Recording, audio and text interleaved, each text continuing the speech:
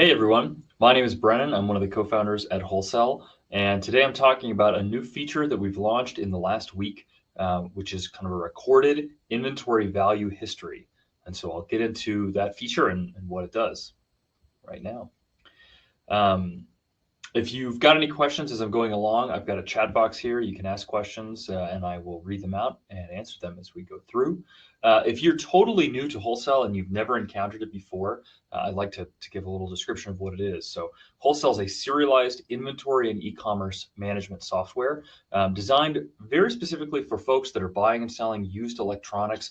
And really, at the very get-go, we designed this for people selling used cell phones. So that's where my co-founder and I came from, a background of the used cell phone industry. And so we built this software to be a more custom fit inventory solution for these problems of tracking IMEIs, the specific serial numbers, the damages, the grades and conditions of used devices. And so that's what Wholesale excels at. Really well. And so now Wholesale acts as an inventory management system, whether you're selling mostly B2B or selling a lot on e-commerce.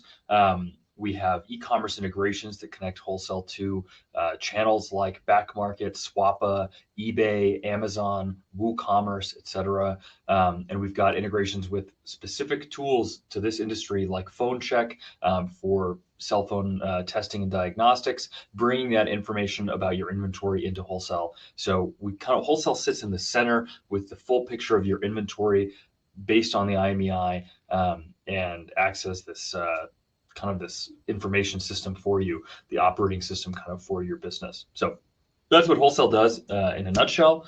But today we're talking about a new feature that we launched this week called Inventory Value History. It's a new thing we've added to the analytics in Wholesale, and what it lets you do is see your total inventory value. This is something that your accountants probably want all the time, and it will make Wholesale automatically save that for you at whatever interval you set in the software. So this is going to make many companies' accountants very happy that this will happen automatically, and they'll be able to use that to close the books for the business at any point in time. But basically, what you're able to do is set the interval for when this happens, and then you can go through and see what the inventory value was at a particular time. So today I'm going to give a demo of this feature. So I'm just going to pop over here to our next tab. I've got our settings screen open. Here I went to settings in Wholesale and I went to inventory value here, which is a new option in the settings sidebar.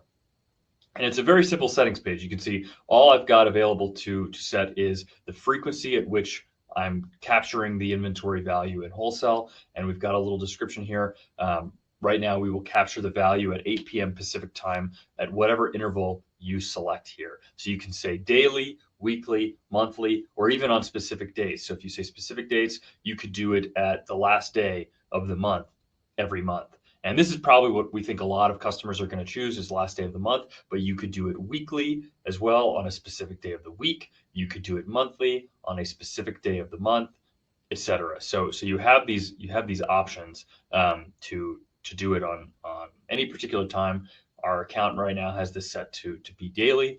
And what this is going to do is if you go over to your analytics page, I've got this pulled up already, but let's just, for the sake of showing you how to get there, let's go to our analytics page, and then let's go to the inventory value history tab. What this gives us is we've got a handful of recorded histories in our account. You can see this happening at the same time, but on each recurring day because we have it set to daily. And what we've got is if we expand this row here, in bold we have our total, which is the sum of all of our statuses, the inventory and various inventory statuses. We've got the initial price paid value and the total price paid value. I'll collapse that once again so we can see. So here's our initial price paid. Here is our total price paid. Excuse me. But if we expand this, and this is where this gets useful, if you're using any kind of status like vendor returns or vendor RMAs, you can see we have one here. Your vendor returns, you may not want to include the value for, or maybe you have a status like lost inventory or missing inventory, where again, you don't want to include the value of that inventory because it's not contributing to your total inventory value that you want to put on your balance sheet in your books. or your accountant wants to use. So we break this down for you. Every time WholeCell takes a snapshot of your inventory value, it captures all of your inventory statuses and the initial price paid and total price paid value in each of them.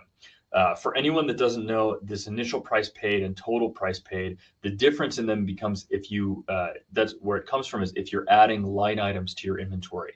So inventory in WholeCell has an initial cost. Maybe you paid your supplier $100 for it, but then if you had to fix the screen, if you bought a broken screen phone and you put in the cost of the replacement screen and maybe the labor, that goes into the cost of the device. So, it's up to you and your business and how you're using those financial line items on inventory, whether or not you want to use the initial price paid or the total price paid here as far as your accounting balance sheet and your inventory asset category is concerned. But that is why WholeCell is taking this, it's giving you both values and it's giving them to you split out by status. So you have the ability for your accountant to come in and do this.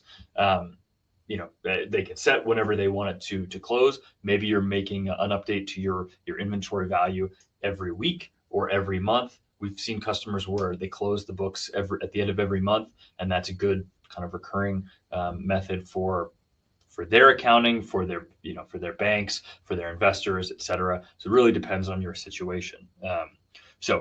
But this feature is live now in WholeCell. You can go and use it. I'll be talking about it more on probably some follow-up webinars as well.